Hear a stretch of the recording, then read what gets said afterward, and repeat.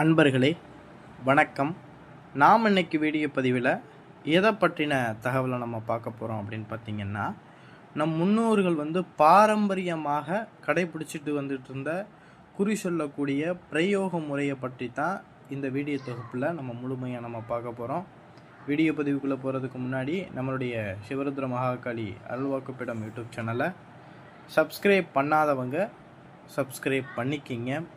அதாவது இந்த குறி சொல்கிறது அப்படிங்கிறது பார்த்திங்கன்னா, ஒரு சில பேர்களுக்கு பார்த்திங்கன்னா அவங்களுடைய குலதெய்வமோ இல்லை அவங்களுடைய இஷ்ட தெய்வமோ என்ன செய்யும் அப்படின்னு பார்த்திங்கன்னா, அவங்களுடைய விதிப்படியாகவே அவங்களுக்கு என்ன செய்வதுன்னா, அவங்க பிறந்ததில் இருந்தே என்ன செய்வாங்கன்னா, அந்த அனுக்கிரகம், அந்த பிராத்தம்ங்கிறது அந்த குறி சொல்லக்கூடிய அந்த பிராத்தம்ங்கிறது இயற்கையாகவே ஒரு சில பேர்களுக்கு அமைஞ்சிரும். சரிங்களா? இன்னும் ஒரு சில பேர்கள் தான் என்ன செய்வாங்க அப்படின்னா, இந்த குறி சொல்லணும் விருப்பப்பட்டு மாந்திரீகத்தில் குறி சொல்லக்கூடிய முறைகளை அந்த காலங்களில் பாரம்பரியமாக குறி சொல்கிறதுக்குன்னே தேர்ந்தெடுத்தப்பட்ட ஒரு தேவதை அப்படின்னா அதை கருணைச்சினி அப்படிங்கிறத அதை தான் அதிகமாக ஆதி காலங்களில் குறி சொல்கிறதுக்கு நம்மளுடைய முன்னோர்கள் அந்த தேவதையை தேர்ந்தெடுத்திருக்காங்க. சரிங்களா? ஒன்று கருணைச்சினி, ரெண்டாவது பார்த்திங்கன்னா இந்த ஜக்கம்மா. சரிங்களா? இந்த ரெண்டு தேவதைகளை தான் என்ன செஞ்சுருக்காங்க அப்படின்னு பார்த்திங்கன்னா, ஆதி காலங்களில் குறி சொல்கிறதுக்கு ரொம்ப அதிகமாக நம்மளுடைய முன்னோர்கள் பயன்படுத்தியிருக்காங்க. சரிங்களா? இப்போ ஒரு சில பேர்களுக்கு என்ன செய்யணும் அப்படின்னு வச்சுக்கோங்க, குறி சொல்லணுங்கிற ஆசை இருக்கும். அப்போனா ஆதி காலங்களில் நம்மளுடைய முன்னோர்கள் பயன்படுத்திய இந்த கருணைச்சினி முறையை நம்ம எப்படி நம்ம வசியம் பண்ணுறது, அதை வசியம் பண்ண பிறகு அதை வச்சு நம்ம எப்படி குறி சொல்கிறது அப்படிங்கிற அந்த முறையைத்தான் இந்த வீடியோ பதிவில் நம்ம பார்க்க போகிறோம். அதாவது தெய்வ அருள்வாக்குகளை விட இந்த எச்சினியுடைய குறிங்கிறது பார்த்திங்கன்னா தெளிவாக இருக்கும். சரிங்களா? நீ இதுக்காக வந்திருக்க, இந்த ஊர்லேருந்து வந்திருக்க, இந்த பிரச்சனைக்காக வந்திருக்க, இந்த பிரச்சனையை இந்த மாதிரி செஞ்சின்னா இந்த பிரச்சனை உனக்கு தீரும் அப்படிங்கிற அளவுக்கு குறிங்கிறது தெளிவாக சொல்லும். சரிங்களா? இந்த கருணைச்சினி அதற்காகத்தான் ஆதி காலங்களில் பார்த்திங்கன்னா இந்த கருணைச்சினி முறையை தேர்ந்தெடுத்திருக்காங்க. சரிங்களா? அதாவது இந்த கருணைச்சினியை வச்சு நம்ம முக்காலத்தையும் அறிஞ்சு குறி சொல்லணும், இந்த கருணைச்சினியை நம்ம வணங்கணும் அப்படின்னா ஒரு சில விதிமுறைகள் இருக்குது. அந்த விதிமுறைகளை நம்ம கடைபிடிச்சாதான் இந்த கருணைச்சினியை வச்சு நம்மளால் குறி சொல்ல முடியும். சரிங்களா? அதே போல் இந்த ஜக்கம்மாவை வச்சு குறி சொல்லக்கூடியவங்கெல்லாம் பார்த்திங்கன்னா இரவில் பார்த்திங்கன்னா அருள்வாக்கு சொல்லுவாங்க. காலையில் அந்த வீட்டில் பார்த்திங்கன்னா ஏதாவது அவங்க கொடுக்கக்கூடிய அந்த பொருட்களை அவங்க அதை வச்சு சாப்பிடக்கூடிய அந்த விதிமுறை அவங்களுக்கு இருக்குது. அப்படி தான் அவங்க அந்த அப்படி குறி சொல்லி வாழணுங்கிற ஒரு விதின்னு சொல்கிறத விட அப்படி தான் அந்த தெய்வத்துக்கு வாழ்ந்தாக்க அந்த குறிங்கிறது தெளிவாக இருக்கும். அதே போல் கஷ்ட காலங்கள் இல்லாமல் நல்லா ஒரு சந்தோஷமாக இருக்க முடியும். இந்த ஜக்கம்மா வச்சு குறி சொல்கிறவங்கலாம் பார்த்திங்கன்னா அதிகமாக இதை வச்சு இந்த பணத்துக்காகலாம் செயல்படுத்த மாட்டாங்க. நைட்டு குறி சொல்லுவாங்க. காலையில் அவங்க கையால் கொடுக்குற அந்த பொருட்களை வச்சு இருப்பாங்க. அரிசி, பருப்பு, சேலை, துணிமணி இந்த மாதிரி விஷயங்களை அவங்க பக்தர்கள் கொடுக்கறத வாங்கி வச்சு செயல்படுத்துவாங்க. அந்த மாதிரி என்ன செய்யணும்னா செயல்படுத்துவாங்க. அதுக்கு இந்த மாதிரி கட்டுப்பாடுகள் இருந்து தான் அந்த தெய்வங்களை நம்ம கும்பிடும்.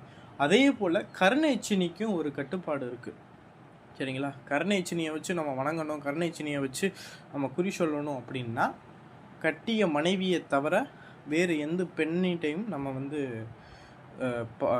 போகக்கூடாது. சரிங்களா? அந்த மாதிரி ஒரு சில கட்டுப்பாடுகள் இருக்குது. இந்த கட்டுப்பாடை மட்டும் நம்ம மீறணும் அப்படின்னா நம்மளுக்கு அந்த கருணைச்சினியோடைய அனுக்கிரகங்கிறது கிட்டாது. அதே போல் பார்த்திங்கன்னா பெண் சாபம் இருந்தாலும் இந்த கருணைச்சினியோடைய சித்துங்கிறது கைகூடாது. அடுத்தது பார்த்திங்கன்னா பெற்றவர்களுடைய சாபம், குரு சாபம் இந்த மாதிரி விஷயங்கள் இருந்தாலும் இந்த கருணைச்சினியோடைய இது சித்து கிடைக்காது. சரிங்களா? இதுபோல் ஒரு சில கட்டுப்பாடுகள்லாம் இந்த கருணைச்சினிக்கு சொல்லியிருக்காங்க. சரிங்களா? அதுபோல் இந்த கருணைச்சினியை எப்படி நம்ம பூஜை பண்ணி வணங்குறது அப்படிங்கிறது பார்த்திங்கன்னா, இந்த கர்ண எச்சினிக்குன்னு ஒரு உருவம் நம்ம கொடுக்கணும். உருவம் அப்படின்னா ஒரு ஆண் பாவையும் பெண் பாவையும் இருக்கிறது போல் ஒரு பெண் உருவ பாவை ஒன்று ஒரு மர பொம்மையில் செஞ்சுக்குங்க. சரிங்களா? இந்த மாதிரி ஒரு கடையில் கொடுத்து கூட செஞ்சு வச்சுக்கோங்க. இது பார்த்திங்கன்னா எந்த மரத்தில் செய்யலாம் அப்படின்னா, சந்தன மரக்கட்டை பாவையில் செய்யலாம், அரச மரத்து கட்டை பாவையில் செய்யலாம்.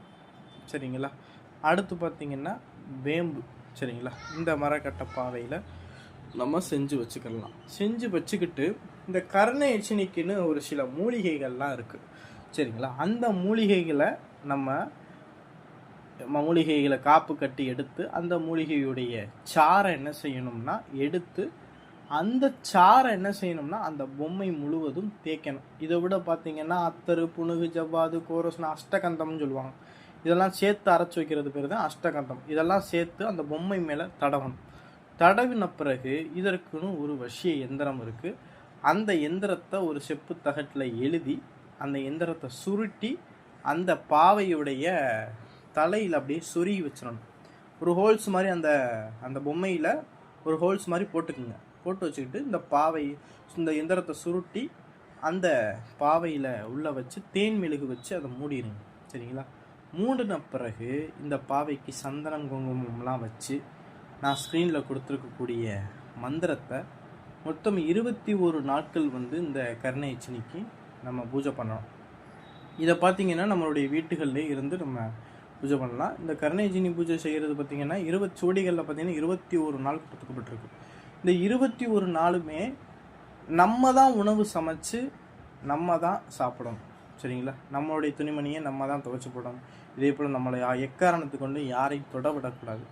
இது போல் இந்த கர்ண எச்சினிகளை நம்ம வசப்படுத்தி பூஜை செஞ்சு இதுக்கு பார்த்திங்கன்னா படையலாக பார்த்திங்கன்னா சக்கரை பொங்கல், சரிங்களா, பழங்கள் வகைகள், சரிங்களா, தேங்காய், வாழைப்பழம், வெத்தலைப்பாக்கு, அவல் பொரி, கடலை இதெல்லாம் வச்சு ஒரு மஞ்சள் கலர் ஒரு ஜாக்கெட் பிட்டு ஒன்று வச்சு வளையல், பாசி, மஞ்சள், குங்குமம், காதோல கருகமணி, சரிங்களா, அடுத்து பார்த்திங்கன்னா கண்ணாடி, சீப்பு, அந்த மாதிரி பொருட்களெல்லாம் அந்த இலையில் இதுக்கு படையலாக வைக்கணும். படையல் வச்ச பிறகு 21 நாள் இந்த மந்திரத்தை சொல்லி பூஜை பண்ணி முடித்த பிறகு 22வது நாளோ இல்லை 21 நாள் முடிச்சுட்டு ஏதாவது ஒரு நல்ல நாளாக பார்த்து அதுக்கு பிடித்த பொருள்களை யாகம் வளர்த்து அந்த மந்திரத்தை ஆவாகனம் பண்ணி அதுக்கு பிடிச்ச பொருட்களை அந்த யாகத்தில் ஆவாகனம் பண்ணி கொடுத்துட்டோம் அப்படின்னா அந்த தேவதை மனதார சந்தோஷம் அடைஞ்சு அந்த பொருளுக்கு நம்ம கொடுக்கக்கூடிய விஷயங்களை ஏற்றுக்கிட்ட பிறகு திருப்பி நீங்கள் அந்த பொம்மையை நீங்கள் வச்சு வணங்குனீங்க அப்படின்னா அந்த கர்ண எச்சினியுடைய முழு அனுக்கிரகமும் அருளும் உங்களுக்கு கிடைக்கும். சரிங்களா? இது பார்த்திங்கன்னா ஒரு சில பேர்கள் சொல்லுவாங்க கர்ண எச்சினி கீச்சுன்னு பேசணும் அப்படிங்கிற மாதிரி சொல்லுவாங்க. அப்படி கிடையாது. சரிங்களா? கர்ண எச்சினி பார்த்திங்கன்னா பூலோகத்துக்கு வரும்போது எலி உருவம் எடுத்து வரும். சரிங்களா? இது எத்தனை பேருக்கு தெரியுங்கிறது தெரியல. ஆனால் நம்மளுடைய குரு மூலியமாக அறிஞ்ச விஷயம் பார்த்திங்கன்னா கர்ண எச்சினி எலி உருவம் எடுத்து வரும். எலி உருவம் எடுத்து வரும்போது அந்த சவுண்டு, அந்த எலி கீச்சுன்னு அந்த சவுண்டுங்கிறது நம்ம காதுக்கு அது கேட்கும். அதுதான் தவிர அது அப்படிலாம் பேசாது.